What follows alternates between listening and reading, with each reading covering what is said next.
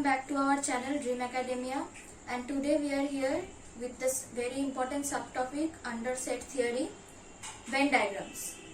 And here I have written some important results which you will need for solving problems on set theory using Venn diagrams. You can take the screenshot of the same. These are very important, and I will also tell you how to memorize it by like you can picture the Venn diagrams of these sets, and then you can easily memorize the results. So the first result says that ABC are finite sets and U is the finite universal set. So N A union B is equal to NA plus NB minus N A intersection B. So A and B are two sets. So N A union B, you know this whole thing is N A union B. So you can remember this very easily, that NA minus NA intersection B, this is A intersection B, you know that. So NA minus N intersection B will be this part, because from A we are subtracting this part, and NB is the total part. So we are easily getting this as NA union B. So the first result is easy to prove, and you can also memorize this very easily by picturing the Venn diagram in your mind. Next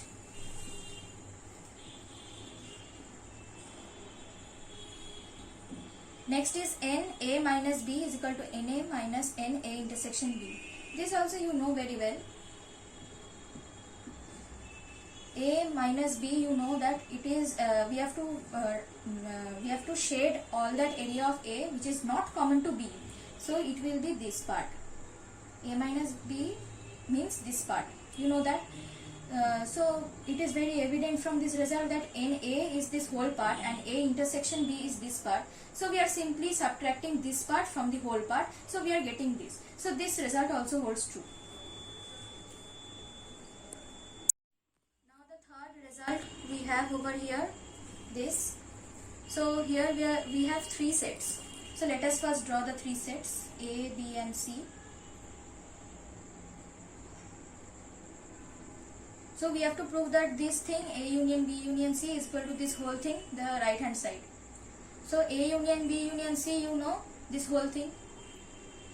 So now we have to prove that this is actually equal to this thing. So first we know that if we take NA, then this is NA, and A intersection B is this thing.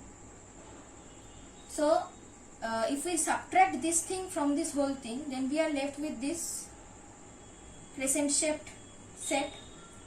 And now if we subtract C intersection A, then we are excluding this part, but NA intersection B intersection C, that is this small part, is being removed twice. So we have to add it once.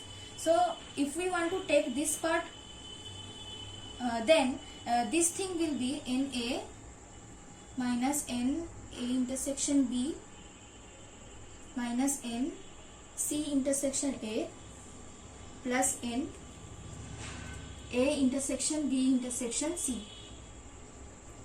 So we have got this part of the Venn diagram. Now we have to see the other things. Now we have NB, this whole part, so we add NB. So we have got this part also.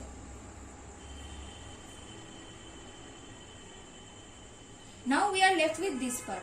So what is this part? This will be NC minus NB intersection C, because NC is this whole part and this thing is NB intersection C. We have excluded this part from this whole part. So we have got the entire thing, that is A union B union C. Now check whether this is equal to this. So yes, this is equal to this, you can see. So you can remember it like this. So we are done with the third result. Now the fourth one. Number of elements in exactly two of the sets A, B, C. So let us draw the three sets A, B, C. Now we have to find out the number of elements in exactly two of the sets. That is, we have to find this portion, which is common to just 2. This we are not taking because this part is common to all the three, and this part is only common to one of the sets. So we are left with only these parts. So how to find out that? We can see that this part, this thing, this upper part is equal to NA intersection B minus NA intersection B intersection C, because this is the A intersection B intersection C part. So we have to subtract this part from this thing. So we get this part. And so similarly for this we have NB intersection C minus NA intersection B intersection C. Similarly, because this is the B intersection C part and this is the part common to all the three, that is A intersection B intersection C. So we subtract this thing from this whole thing. Now we are left with only this part. So this will be again NC intersection A minus NA intersection B intersection C. So you can see very clearly that this thing is equal to this thing, because there are three NA intersection B intersection C. So we have the same over here and this over here. So this result is done. So now we are here to the last result. So we have to find out the number of elements in exactly one of the sets A, B and C. So let us draw the three sets first, A, B and C. So exactly once means that there should be no part common to two or more sets. So we have to exclude this part, the part common to all three, this part and this part. Okay. So we have to find out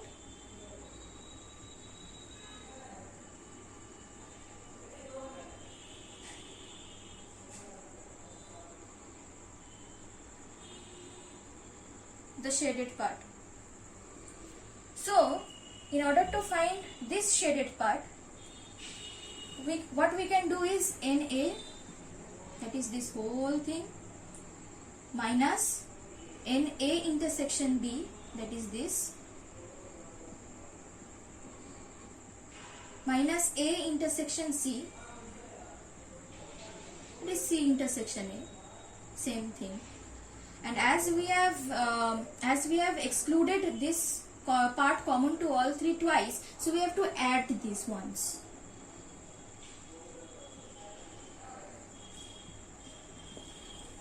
Okay, so you can see I am telling it once again, NA minus A intersection B minus A intersection C plus NA intersection B intersection C, because this has been counted twice. Now similarly for this portion we have NB minus part common to both B and C, that is this part, we have to exclude this,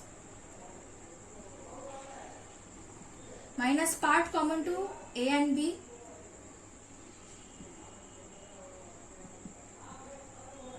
and as we have included this thing twice, that is removed the number of elements in the part common to all three twice, so we have to add it once.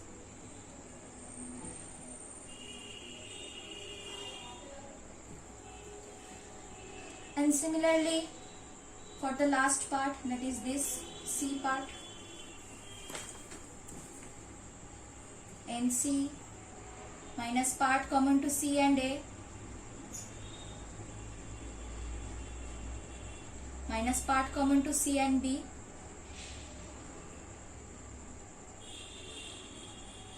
and as we have excluded this part common to all the three sets twice, so like the previous two cases we have to add it once. So when you simplify it, you get NA plus NB plus NC, NA intersection B twice, B intersection C twice, C intersection A twice, and A intersection B intersection C thrice. So you can remember it like this. Okay. So here, what you have to do is picture the Venn diagrams first, because picturing something makes it more easy to remember. Okay. So this result is also done. Now we move on to some solved examples based on whatever we learned on Venn diagrams. So these type of problems come a lot in WebG exams on the topic of set theory. So you have to know how to solve these problems in a fast manner, and also you should not miss out on informations. That is, whenever you get such problems, you have to first note down all the informations you are given. Like you are given a class of 25 students, so you have the universal set 25. Now you have some portions of that set who have taken singing, some took dancing, some took writing. There can also be a combination of those students who have taken both or all three. Those are also possible. So according to that, we have to find out the number of students of various combinations like here. So you first go through that question, and then you have to picturize the whole thing in Venn diagrams. So you have three sets. This set will have singing, this dancing, and this will be writing. So you first mark these portions by some alphabets. So suppose you take this portion as A, then this part as A, then this part as B, then this will be C, then this will be D, E, F, and finally G. So you have marked each part with some alphabets to understand this problem better. So we will first write down all the equations from we can derive from this information. So first we have 12 took singing. So I have already told you this set represents singing, this dancing, and this represents writing. So first equation will be A plus B plus C plus D is equal to 12. So we have used this information. Now 11 took dancing.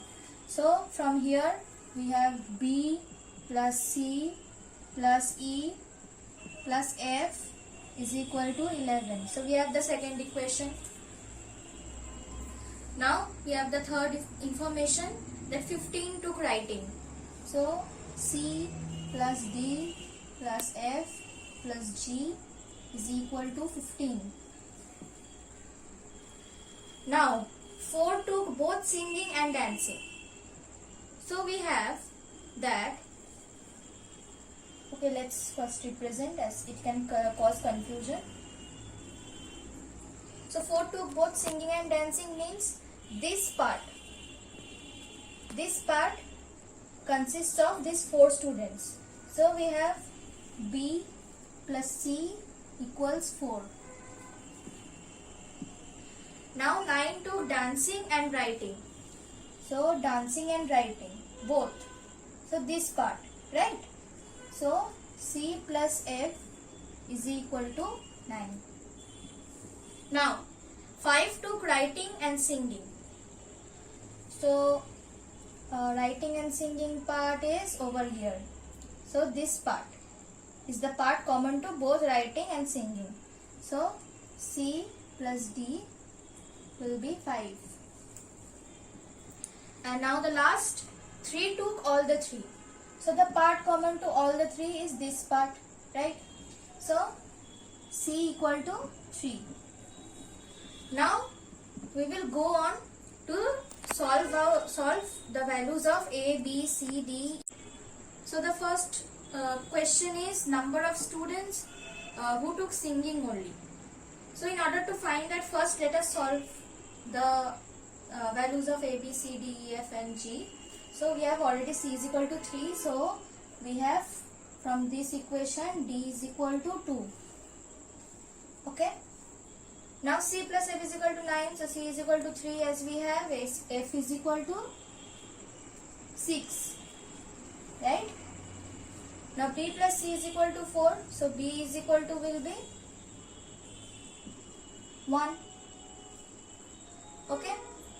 Now we have the values of B, C, D and F. So we can put the values of B, C and F over here and get the value of E. So B is 1, C 3, E we have to find out, F is 6. equal to 11. So E is equal to, we have 1 plus 3, 4 plus 6, 10. So equal to will be 1. Okay. Now finally, we have to find out what? A. Right? A is only left. So A plus B is equal to 1. C is equal to 3. And D is equal to 2. We have 12. So A equal to 1 plus 3, 4 plus 2, 6. 12 minus 6 will be 6. So we have got it. Now singing only. Singing only means what? Only this A part, excluding all the possibilities that the student has taken, either dancing or writing. Only singing. So singing only means A is equal to 6. So 6 will be the answer. Now dancing only. Dancing only means only this part, excluding the possibility that the student has taken any other activity. So E. So from here we have E equal to 1. So number of students who took dancing only will be 1. Now 3 is writing only. So you wonder which one will be the number of students for writing. Obviously it will be the G part, right? The reason is same as the previous two. So G will be okay, so we have not found out G. I missed out that part. So you should be careful about that.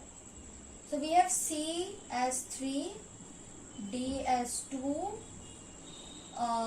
F do we have 6 plus G is equal to 15. 5 plus 6 11 and 15 minus 11 will be 4.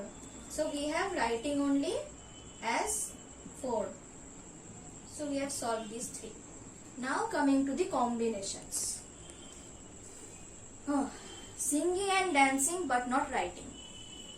So we have to find out singing and dancing, the part common to singing and dancing, but it should not be in writing. So we have to exclude the C part. So we are only left with B.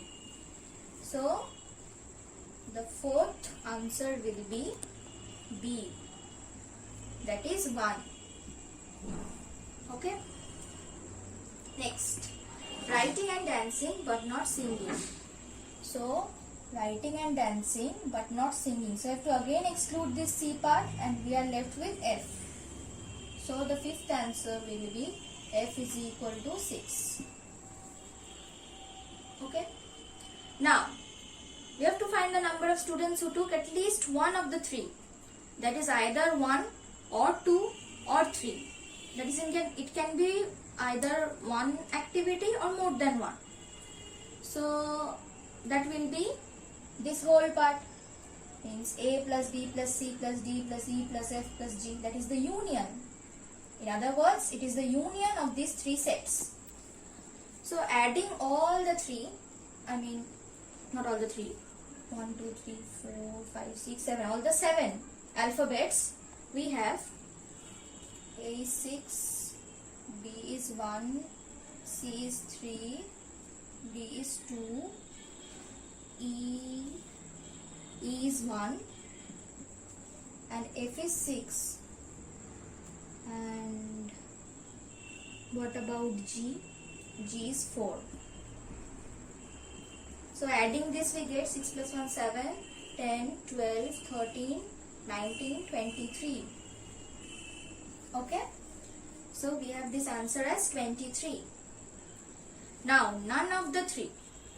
Now as I have told you earlier that 25 students is the universal set. So we have already calculated the number of students who have taken at least one of the 3. So in order to find the students who have taken none of the 3, we have to simply subtract this value from the universal set 25. So 25 minus 23 is equal to 2.